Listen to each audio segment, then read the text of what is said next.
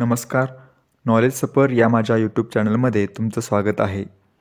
सांगली जिल्ह्यातील 32 शिराळा हे गाव नागपंचमी दिवशी केल्या जाणाऱ्या जिवंत नागांच्या पूजेसाठी प्रसिद्ध आहे.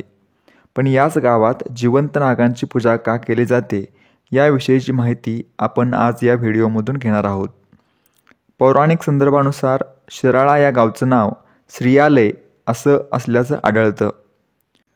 करवीर महात्म्य ग्रंथात येणाऱ्या वर्णनानुसार या गावात अंबामातेने 7 दिवस वास्तव्य केल्यामुळे या गावाला श्रीयालय असे नाव मिळाले.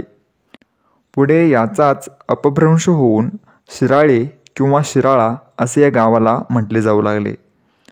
छत्रपती शिवाजी महाराजांच्या काळात शिराळ्याच्या परिसरातील 32 खेड्यांचा महसूल येथील भुईकोट किल्ल्यात जमा केला जात असे. म्हणून याच शिराळा गावचे 32 शिराळा असे नाव पडले. सह्याद्रीच्या कुशीत व वारणा मोरणा नद्यांच्या खोऱ्यात निसर्गसंपन्न असं हे शिराळा गाव. याच गावात साधारणपणे 9व्या ते 12व्या शतकाच्या दरम्यान नाथ संप्रदायातील नवनाथांमधील दुसरे नवनाथ श्री गोरक्षनाथ येथे वास्तव्यास व तपास होते. येथील डोंगर रांगामध्ये ते गुहेत तप करत आणि भिक्षेसाठी शिराळा गावी येत. एके दिवशी भिक्षेसाठी ते एका शिराळा गावातील घरापुढे उभे राहिले. अलक निरंजन असा नाद केला, पण बराच वेळ झाला तरी त्या घरातून भिक्षा वाढण्यासाठी कोणीच बाहेर येईना. गोरक्षनाथांनी पुन्हा अलकनाद केला. तेव्हा त्या घरातील स्त्री भिक्षा घेऊन घाईने बाहेर आली व आज नागपंचमी असल्याने मातीच्या नागाची पूजा करत असल्यामुळे भिक्षा वाढण्यास विलंब झाल्याचे सांगितले.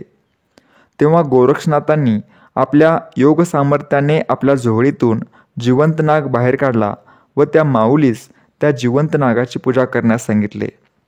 ज्या घरातील स्त्रीला त्या जिवंत नागाची पूजा करण्यास सांगितले ते घर होते महाजनांचे. तेव्हापासूनच 32 शिराळा या गावात जिवंत नागांच्या पूजनास सुरुवात झाली.